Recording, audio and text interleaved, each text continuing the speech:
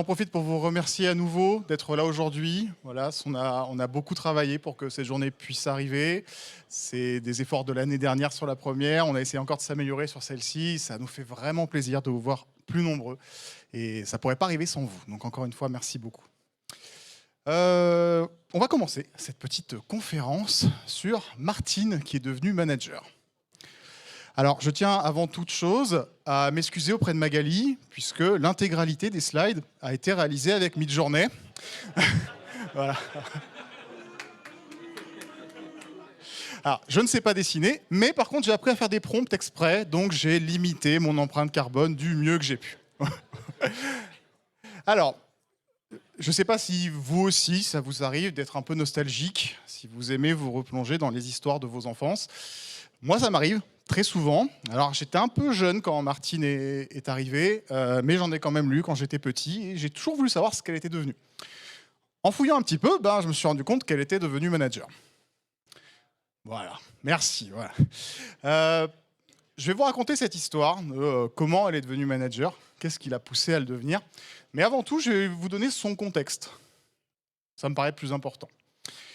Du coup, Martine, elle travaille dans une grande boîte, qui est en croissance tout le temps, qui essaye toujours d'être la première ou qui est la première dans certains domaines, qui est suffisamment stable financièrement, ce qui lui permet de racheter des sociétés tout le temps et de les accompagner dans leur transformation agile. Encore une fois, toute ressemblance avec du réel est purement fortuite. À partir de là, Martine, elle est devenue manager dans cette boîte et je vais commencer à vous parler un peu plus du monde dans lequel évolue cette boîte. Parce que ça, c'est quand même important. Il y a un acronyme qu'on a tous entendu. Je ferai un petit sondage après, savoir est-ce que vous avez déjà entendu parler de l'acronyme VUCA. Ah, non, c'était un non. Bon, ok. Bon. Alors, il y en a une, merci, je me sens moins seul. VUCA, qu'est-ce que ça veut dire? C'est l'acronyme qui désigne un peu le monde du business à l'heure actuelle, qui signifie volatile, incertain, complexe et ambigu. Ça veut tout dire et rien dire. Pour vous donner des exemples un peu plus concrets, surtout dans la tech, on est dans un monde où ça devient compliqué. Il y a du changement tout le temps. Les utilisateurs, ils ont toujours de nouvelles demandes. C'est toujours plus rapide. Ils ont toujours besoin de donner leur avis. Le marché, il explose. Il y a sans arrêt des boîtes concurrentes qui naissent. Et des fois, on lance un projet. Un an après, il y en a 3 autres qui sont sortis. On n'a toujours pas fini le nôtre. Il y a également pas mal de boîtes qui sont détruites sur un bad buzz. Un mauvais tweet ou un X, désolé, j'aime pas les réseaux sociaux, qui arrive et boum, la boîte d'un coup chute. Un Great Place to Work qui a une mauvaise note et forcément la boîte n'a plus d'employés. Bref, c'est un monde qui est comme ça. Et Martine et sa boîte évoluent dans ce genre de contexte. Ce nouveau contexte, il a pas mal d'implications, et en particulier au niveau des équipes de dev. On leur demande d'être indépendantes, on leur demande d'être autonomes, de produire, d'être performantes, en particulier quand on commence à glisser le mot agile dedans. Et leur cadre de travail change. Il change énormément, il change vite.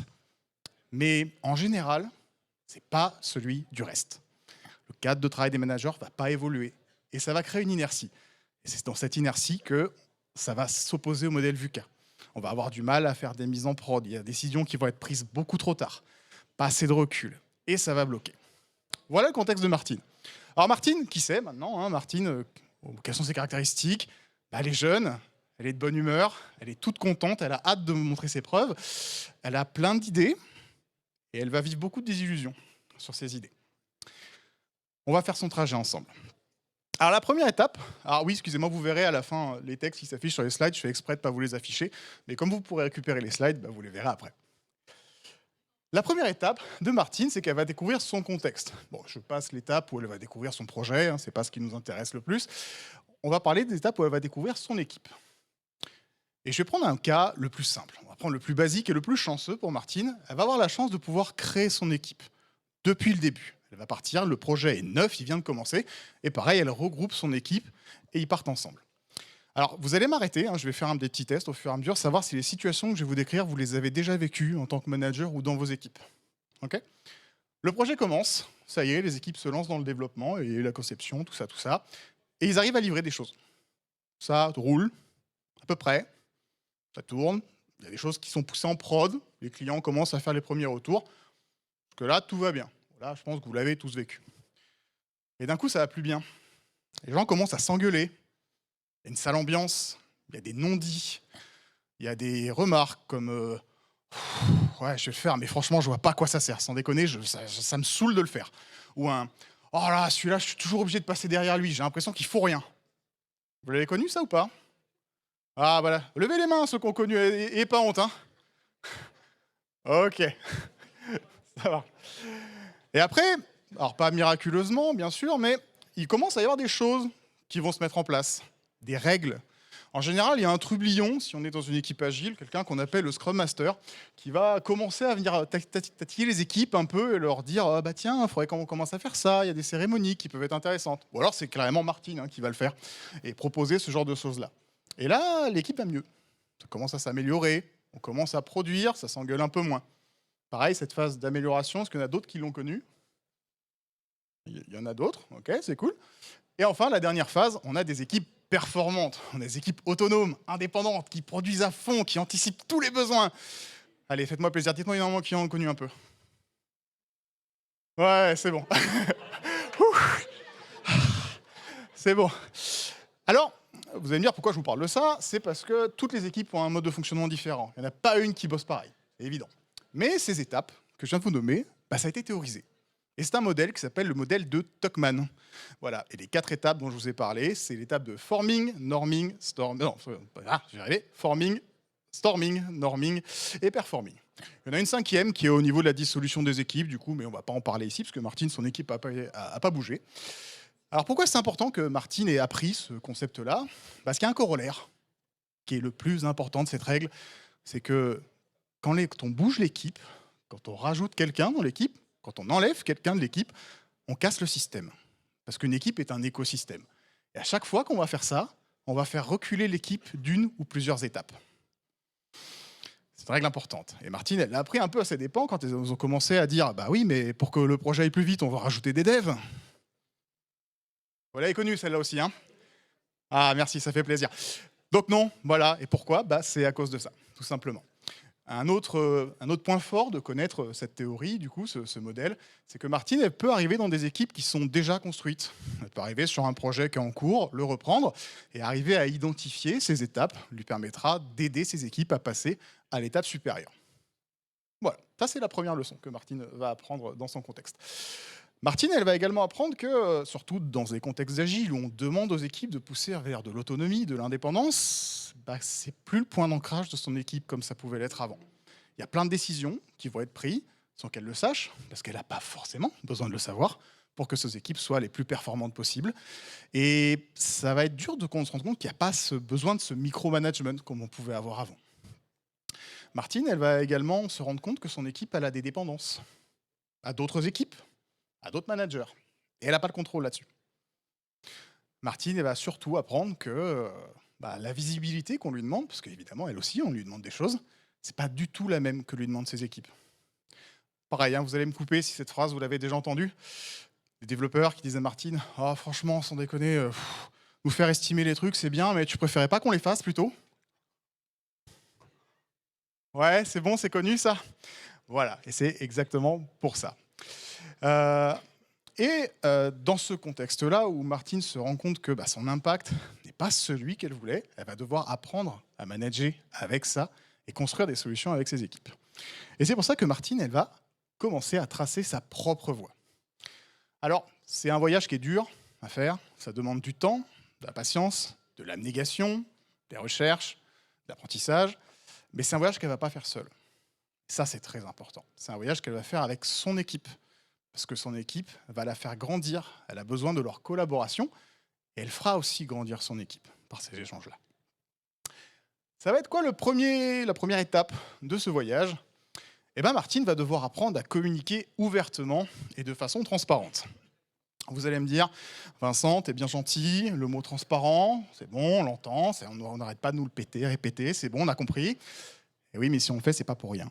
C'est parce que c'est absolument essentiel de le faire. On en manque beaucoup de transparence et à plein de niveaux. Une des raisons pour lesquelles ça arrive, c'est que pour avoir une conversation bienveillante, une conversation transparente, bah, il faut reconnaître parfois qu'on ne sait pas les choses et le dire. Il faut aussi reconnaître qu'on a tort et le dire. Pourquoi on ne le fait pas? Plein de raisons, du coup, le côté hiérarchique des choses. Et en général, ça vient aussi de la peur de se montrer vulnérable. Il y a malheureusement un énorme amalgame qui se fait dans notre société, dans notre langage courant. C'est que vulnérabilité est égale à faiblesse. Et c'est faux, surtout en management. Au contraire, se montrer vulnérable, c'est montrer l'exemple. Et ça permet de faire un climat de sécurité psychologique, encore un mot que vous avez très certainement entendu, et on va en reparler tout à l'heure, vous inquiétez pas, je vais vous embêter avec ça. Et montrer l'exemple, c'est le plus important. Je vais vous donner un cas concret que j'ai vécu avec une de mes équipes quand j'étais Scrum Master. Dans l'équipe, on était en plein storming. On se tapait dessus, il y avait beaucoup de non-dits, beaucoup de choses qui n'étaient pas claires, où on esquivait les sujets. Et j'en ai eu marre à un moment, et je leur ai dit, OK, aujourd'hui, on va faire un atelier ring de boxe. On m'a regardé un peu bizarrement, on a ouvert les yeux comme ça. Et en fait, je me suis mis au milieu d'eux. On est sur Teams, mais vous m'avez compris. Et je leur ai dit, OK, tapez-moi dessus. Qu'est-ce que je fais mal? Dites-le moi. Et je veux pas de gants, moi j'ai pas besoin. Alors, voilà, franchement, vous pouvez y aller, vous pouvez me taper dessus, vous pouvez m'insulter, je saurai le digérer, il n'y a pas de problème, je suis pas très sensible là-dessus, mais j'ai besoin d'avoir la vraie critique. Qu'est-ce que je fais mal et comment je peux m'améliorer? Et ils l'ont fait. Ils se sont prêtés au jeu. Ils m'ont fait une liste comme ça. Bon, bah, je l'ai pris, tant pis, c'est pas grave. J'ai essayé de corriger ces points-là. Et ce qui m'a fait très plaisir, c'est qu'après, sans même que je leur demande, ils ont commencé à dire OK, c'est mon tour. Et ils y sont allés. Alors, encore une fois, on avait établi un contrat de OK, bon, moi, un peu moins, donc sois gentil avec moi quand même. Mais ils y sont venus. Et on a parlé. Ça a débloqué plein de sujets. Ah, évidemment, ça n'a pas tout corrigé. On ne peut pas améliorer des relations d'équipe de plusieurs années sur un claquement de doigts. Mais voilà, le dialogue était ouvert. Et comment ça s'est passé? Je me suis montré vulnérable, j'ai donné l'exemple. Et ça a suivi. Martine, elle va également devoir exprimer ce qu'elle attend de son équipe. C'est normal, se donner des objectifs clairs, qui soient posés, un peu comme une sorte de contrat, c'est essentiel. Et surtout, il faut qu'elle soit capable d'écouter ce que son équipe attend d'elle. Il y a des équipes qui adorent avoir des managers de proximité. Un manager qui est avec eux dans toutes les réunions, un manager qui fait des one-to-one avec eux une fois par mois. Il y en a d'autres qui ont juste besoin d'une redescente d'infos, d'avoir des objectifs fixés. Et ça leur va très bien. Il faut établir ce contrat avec eux. Je profite, je rebondis sur ce que je viens de dire. La redescente d'infos, ça aussi c'est essentiel. Et moi j'aime la qualifier de redescente d'infos brutes. Il faut dire ce qui se passe à vos équipes. C'est un des premiers trucs que Martine a compris assez vite et qu'elle a commencé à faire. Quand il y a un changement de priorité, parce que ça je suis sûr aussi que vous l'avez entendu, vous me trompez, oh, c'est pas possible, encore un changement de priorité, mais on n'a pas encore fini notre truc, on nous fait déjà changer, faire un autre truc. Oui, levez la main, ceux qui l'ont déjà entendu, qui l'ont déjà vécu. Voilà, ça c'est cool. Voilà. Bah oui, forcément qu'il y a une réaction de frustration qui se fait. Si je prends, bon, vous avez tous vécu la situation, mais encore pour illustrer un peu plus le truc, imaginez que vous êtes un chef cuistot, étoilé, quelqu'un, voilà, un Gordon Ramsay, quoi. Vous venez de faire un risotto à la langouste et que voilà, vous êtes en train de faire revenir la langouste, le plat est servi, c'est magnifique. Vous commencez à prendre la langouste qui vient de cuire, le serveur arrive, hop, hop, hop, arrête, le client il veut autre chose. Ok, ça fait mal un peu, ça frustre, je viens de finir de mon plat. Si le serveur arrive et vous dit expliquer, le client vient de se rendre compte qu'il était allergique à un ingrédient, c'est pas la même niveau frustration. D'un coup, on comprend pourquoi il y a ce changement de priorité là. Et on est capable de s'adapter, se dire ok, bon, mon risotto il est chaud, il y a bien quelqu'un qui va en commander un d'ici 10 minutes. Ça aide beaucoup. Voilà. Au-delà de cette redescente d'informations, il va falloir qu'elle donne du sens au travail de ses équipes. Et ça, on va en parler un peu plus loin. Hop. Ah, ma slide préférée. Martine va devoir apprendre à demander et à recevoir du feedback. Bon là, vous pouvez m'envoyer des tomates, je le sais. On n'arrête pas de vous parler de feedback. Tout le temps, sans arrêt. C'est le mot qui revient à la mode. Enfin, il n'est pas à la mode, il est logique, il faut en parler. Je vais être un peu plus précis. Moi, je vais vous donner des chiffres. Je vais vous donner une expérience qui a été réalisée par une boîte qui s'appelle Giro. Alors, je ne sais pas si vous la connaissez. Le co-auteur de cette conférence, qui nous rejoindra tout à l'heure, qui est un autre grand barbu qui a organisé l'événement, là, a travaillé dans cette boîte. Et pendant 18 mois, ils ont fait une formation sur le feedback. Alors 18 mois parce qu'il fallait la répandre à tous leurs collaborateurs. La formation ne faisait pas 18 mois, je précise. Ils ont fait que ça. Pas de changement méthodologique, pas de changement de techno, pas de changement du mode de delivery, rien. Que ça. 23% d'augmentation de la productivité en 18 mois. C'est simple, propre et net, 23% avec du meilleur feedback. Bon, je pense que ça parle en soi. Et vous allez encore me dire, ouais Vincent, c'est bien, tu nous donnes des chiffres, c'est cool, ça fait plaisir, mais ouais, on le fait, le feedback, c'est bon. Est-ce que vous êtes sûr de le faire? Et Martine, elle s'est posé la question. Elle l'a posée à ses équipes. Qu'est-ce que quotidiennement je fais pour améliorer le feedback? Voilà. Je vous invite à vous poser aussi cette question. Encore une fois, ce n'est pas du tout un reproche. C'est vraiment de s'ouvrir sur cette question-là. Il y a il y a des centaines de trucs sur Internet sur comment faire du feedback. Il y en a plein. Je vais vous en conseiller un à la fin. Du coup, vous verrez sur les slides à la fin, il y aura des liens. C'est le management 3.0, et en particulier un article qui s'appelle le feedback wrap. Oui, je vois que tu me fais coucou parce que tu me connais, à force je te l'ai un peu répété. C'est une méthode de faire, je ne vais pas rentrer dans les détails là-dedans. Je vous conseille fortement d'aller lire ces articles, ça donne de bonnes idées. Et voilà, ouais, c'est très cool. Alors, maintenant que Martine a appris à donner du feedback et à en recevoir, eh ben, elle va apprendre à challenger ce qui lui est demandé. Parce que comme je vous l'ai dit tout à l'heure, Martine, elle a des consignes aussi, elle a des demandes. Et parfois, ces demandes ne sont pas les plus éclairées. Alors, c'est normal, le manager de Martine a un manager, qui a un manager, qui a un manager. Et encore une fois, c'est bien normal et ce n'est pas un reproche. Ils ne sont pas forcément au courant, ces managers, de la réalité du terrain. C'est logique. Ils ont des trucs à gérer auxquels on n'a même pas idée. Des choses très complexes, des relations avec plein d'entreprises, des relations sur les produits, etc. On n'a même pas idée de ce qu'ils doivent gérer.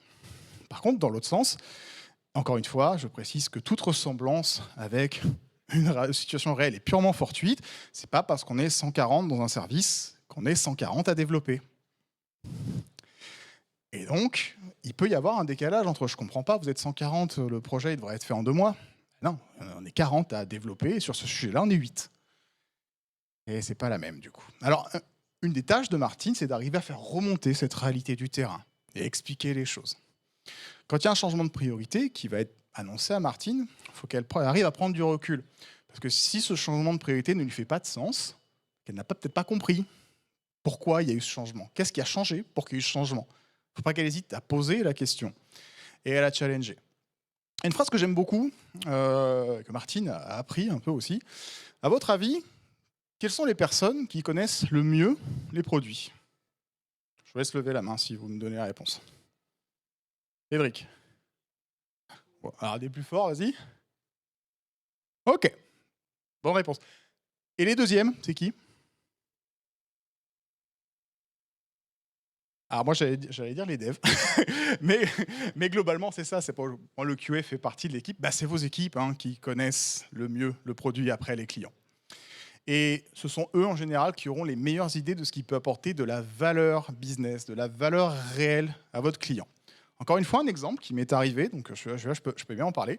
J'étais dans une équipe de dev pour une ESN où on devait développer une application mobile où on prenait les photos de nos façades avec toutes les fissures qu'il y avait à cause de la sécheresse pour les envoyer à l'assureur. Voilà. Le client est venu, il avait une super idée d'appli, c'était très bien, et il nous a dit voilà, je veux ça. Bon, ok, pas de problème. Et puis on s'est réunis avec l'équipe, et on a commencé à réfléchir. On s'est dit ok, bon, globalement, ça veut dire qu'à la fin, il y a 3 heures de parcours pour faire le tour de sa maison. Il faut prendre une quarantaine de photos qu'on risque de perdre parce qu'on n'a pas forcément la Wi-Fi extérieure de sa maison. Quand on va l'envoyer, ça va faire des multiples gigas sur un envoi, ça va être un enfer à gérer. Et une personne de 60 balais ou même 80 balais, elle va pas réussir à le faire. Clairement, 3 heures, ça va la fatiguer, elle va appeler le support. On s'est réunis avec l'équipe et on a réussi à passer de 3 heures de manipulation à une demi-heure et de 40 photos à une. On a proposé ça au client. Il a fait « Ah oui, c'est une bonne idée, on va le faire ». Et voilà. On a été proactif, Martine du coup a été proactive, elle est allée chercher son équipe, ils ont trouvé une solution, ils ont proposé cette solution, et ils ont montré la valeur que ça apportait réellement. Le projet du coup est passé aussi d'1 an de développement à 3 mois, parce que c'était beaucoup plus simple, et tout le monde était content. Alors elle a appris à challenger, c'est cool, elle a appris à donner du feedback, en recevoir, et elle va pousser un peu son apprentissage pour aller chercher d'autres vocabulaires. Le premier truc qu'elle va essayer d'apprendre à faire, c'est de remplacer les requêtes par des demandes. Alors, je précise tout de suite, c'est pas possible tout le temps. Évidemment, des fois, il faut faire des trucs sur le projet. On n'a pas le choix. Et il va falloir à un moment qu'elle dise, il faut faire ça. Mais dans d'autres cas, c'est bien de diversifier un peu son langage. Typiquement, quand il y a un collègue qui va vous demander comment faire pour progresser dans ma carrière, comment arriver à faire mes évolutions, comment je peux arriver à ces objectifs, lui donner des conseils, plutôt que de lui dire je veux que tu fasses ça, ça porte mieux ses fruits, bizarrement. Un autre exemple que j'aime beaucoup, c'est remplacer le non, ne plus dire non, mais dire ce qui m'empêche de dire oui. Ça change complètement la conversation. On passe de quelque chose de fermé, de se prendre un mur dans la tête, par une conversation qui est ouverte.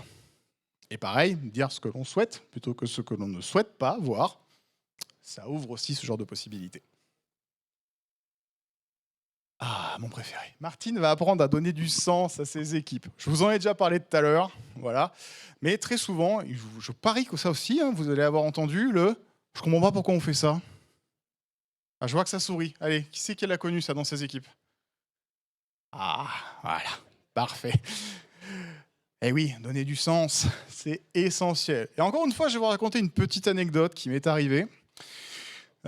C'était il y a quelques mois, à peu près 6 mois, donc j'étais à une soirée avec la boîte de ma femme, et il y a une de ses collègues qui est venue me voir. Excusez-moi du langage, voilà, je la cite, hein.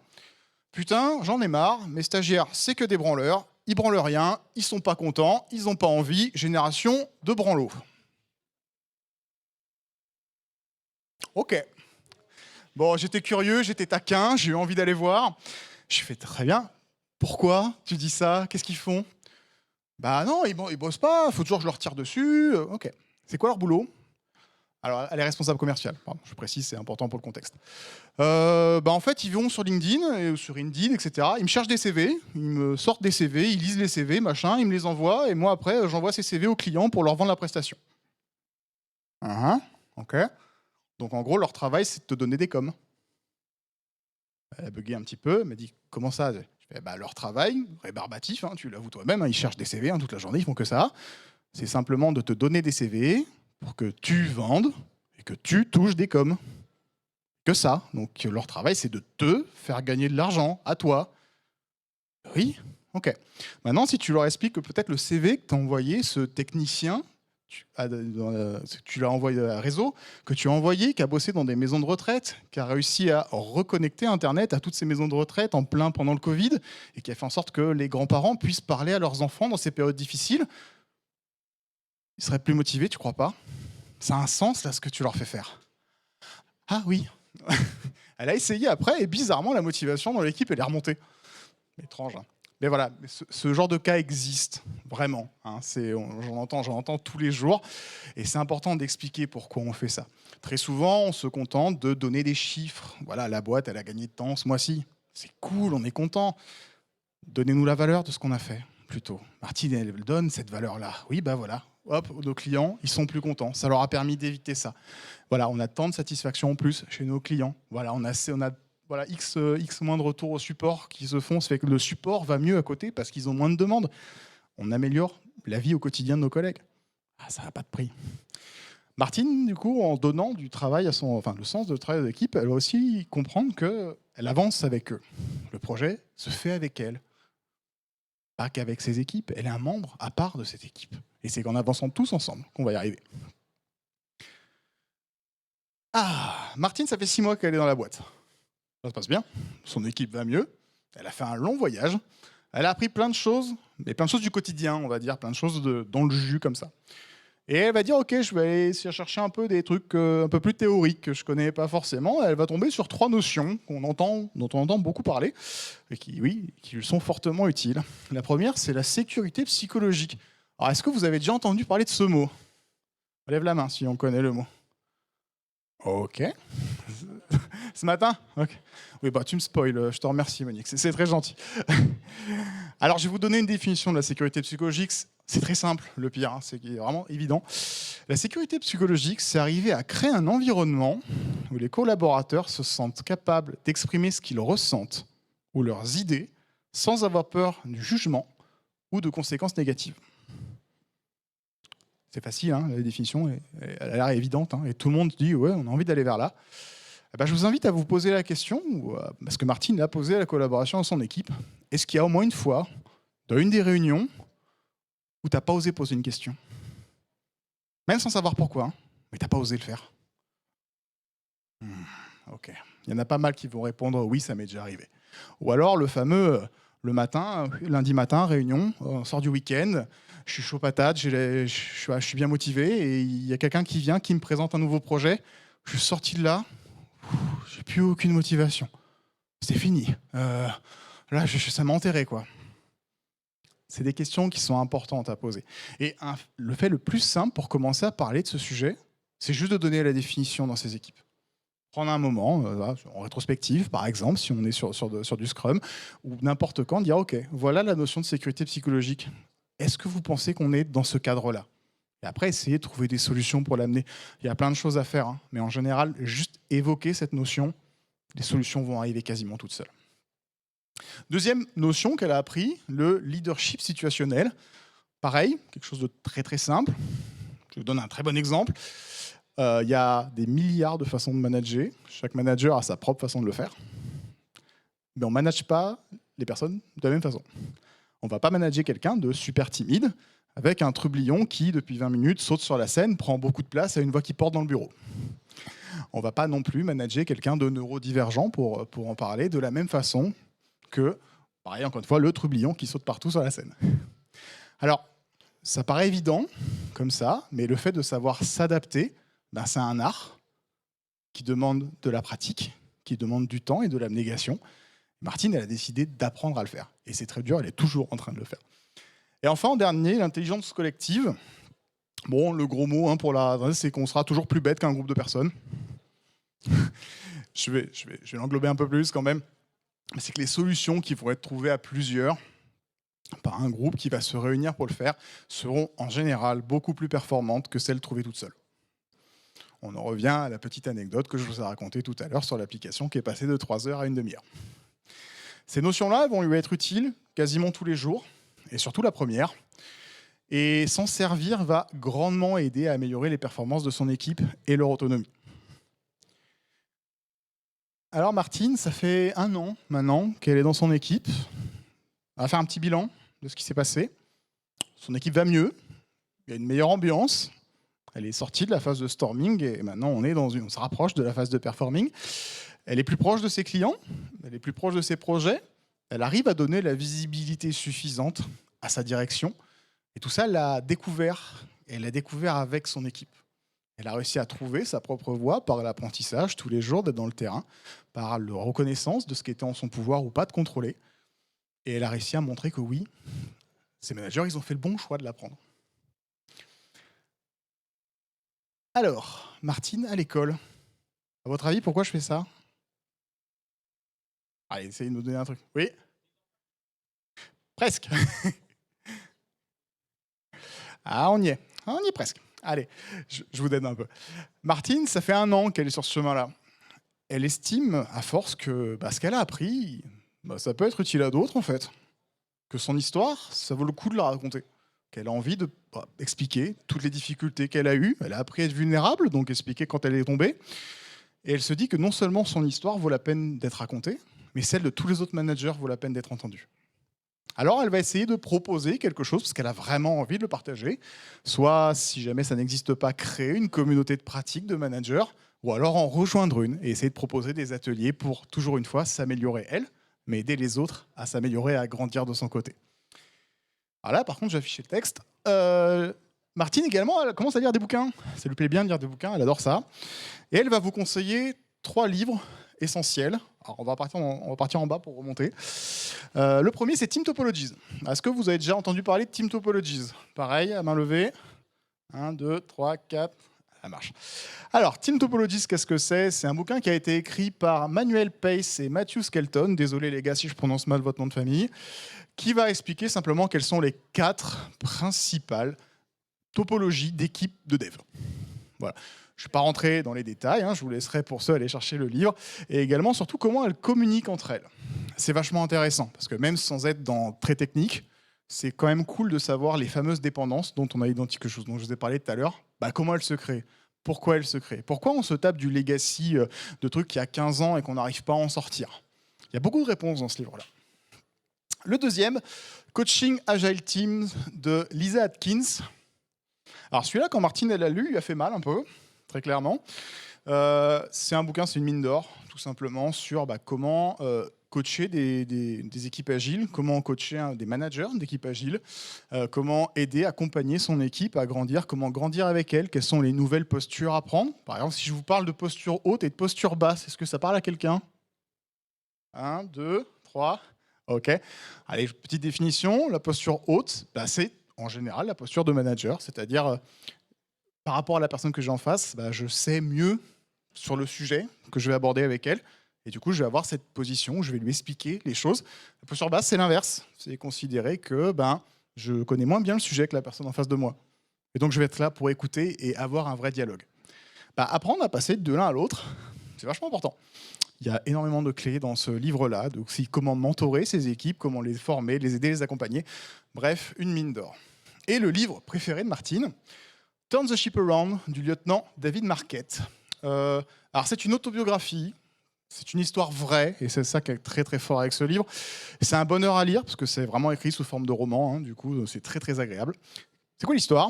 L'histoire, c'est le lieutenant David Marquette, du coup capitaine de la Navy au moment de l'écriture. On lui a donné un sous-marin à gérer, le pire sous-marin de la flotte. La fin, vraiment, le truc à 20 ans d'âge, les pires résultats, où on prenait même les photos des matelots sur site, on les utilisait à l'école pour montrer ce qu'il ne fallait pas faire. C'est vrai, je ne plaisante pas, c'est vraiment arrivé.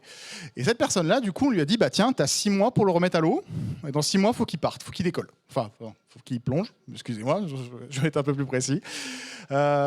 T'es mal barré, clairement. Par contre, on te donne carte blanche. Le Commodore lui a dit, je te soutiens, tu fais ce que tu veux, j'ai confiance en toi, vas-y. En 3 semaines, il avait déjà changé les choses. En 6 mois, le sous-marin avait passé toutes les certifications avec une note au-dessus de la moyenne de tous les autres. En 1 an, c'est devenu le meilleur sous-marin de la flotte. Et sur les 7 années à venir, je crois, ça restait le cas. C'est celui qui a eu le plus d'officiers qui ont été promus et celui qui a eu le moins de turnover. Il a fait ça avec des principes très simples de responsabilisation de ses équipes. Et il a cassé un peu cette hiérarchie de l'armée pour arriver à faire ça. C'est très con ce que je vais vous dire, mais c'est important. Le fait que ce soit une histoire vraie et que cette personne, elle a réussi à faire ça dans l'armée américaine, c'est plein de super leçons. Bref, très très bon bouquin que je ne peux que vous conseiller. Allez, un petit quiz de fin, pour le plaisir, parce que c'est moi qui parle, donc à votre tour un peu. Qu'est-ce qu'elle a appris, Martine? Merci. Suivant. Je t'avais dit que tu ne devais des notes, toi. À la fin, on est bien parti. Je sens bien ton évaluation. Allez, qu'est-ce qu'elle a appris, Martine?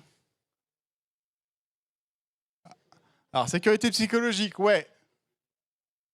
Feedback, yes. Suivant. Communication ouverte, ouais. Pardon, oui. Vulnérabilité, ouais. Challenger les demandes, ouais. Donner du sens, yes. Allez, encore un, et après je vous laisse tranquille. Ah, ça c'est déjà dit, intelligence collective. Ouais, je l'ai entendu. Bon, je vous ai fait une petite liste, comme ça, rapide. Sécurité psychologique, feedback, partager les valeurs, les impacts, le sens, communication ouverte et transparence, posture basse et haute, construire avec ses équipes, leadership situationnel et intelligence collective. Voilà. Évidemment, toutes ces slides, vous allez les retrouver, elles seront disponibles. Et je ne peux pas finir cette conférence sans justement faire une petite citation du lieutenant David Marquette, que je vais vous traduire dans un français exceptionnel, parce que mon accent, sinon, il va vous traumatiser, vous allez vous rappeler que de ça. Le leadership, c'est communiquer aux gens leurs valeurs et leur potentiel aussi clairement que ça les inspire de le voir en eux-mêmes. Et Martine, à partir de maintenant, c'est ça qu'elle va garder en tête pour manager ses équipes.